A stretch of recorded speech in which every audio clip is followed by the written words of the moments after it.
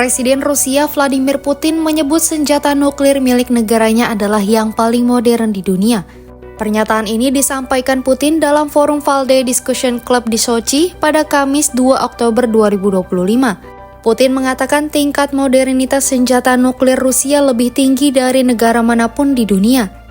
Ia juga menegaskan Rusia telah mengerjakan modernisasi senjata nuklir secara intensif dalam waktu yang lama. Уровень современности у нас выше, чем в любой другой ядерной стране мира. Мы просто над этим работали напряженно и долго. И, повторяю, уровень современности у нас очень высокий в войсках стратегического назначения. Но мы готовы к тому, чтобы взять паузу и вместе с нашими американскими коллегами в данном случае, не побоюсь этого слова, так оно и есть, поработать. Если им представляется это целесообразно. Нет, не надо.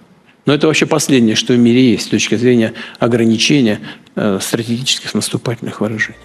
Pernyataan Putin ini muncul di tengah ketegangan Rusia dan Amerika Serikat yang meningkat setelah wacana Washington akan mengirim rudal Tomahawk ke Ukraina. Putin mengecam rencana itu dan menyebutnya berpotensi merusak hubungan Rusia dan AS hingga titik terendah. Menurut Putin, pengiriman senjata strategis seperti rudal Tomahawk hanya akan memperburuk hubungan AS dan Rusia. Dengan jangkauan hingga 2.500 km, secara teori rudal Tomahawk dapat menjangkau target-target jauh di wilayah Rusia. Putin pun memperingatkan AS bahwa pengiriman rudal Tomahawk akan memicu eskalasi baru. Putin juga menegaskan Rusia akan menembak rudal tersebut jika mengancam wilayahnya. Могут томагавки нанести нам ущерб? Могут. Мы будем их сбивать, будем совершенствовать свою систему ПВО. Нанесет ли это ущерб нашим отношениям, в которых наметился какой-то свет в конце туннеля? Конечно, нанесет. Ну а как же?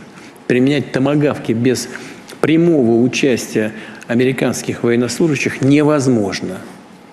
Это будет означать абсолютно новый, качественно новый этап эскалации, в том числе в отношениях между Россией и Соединенными Штатами.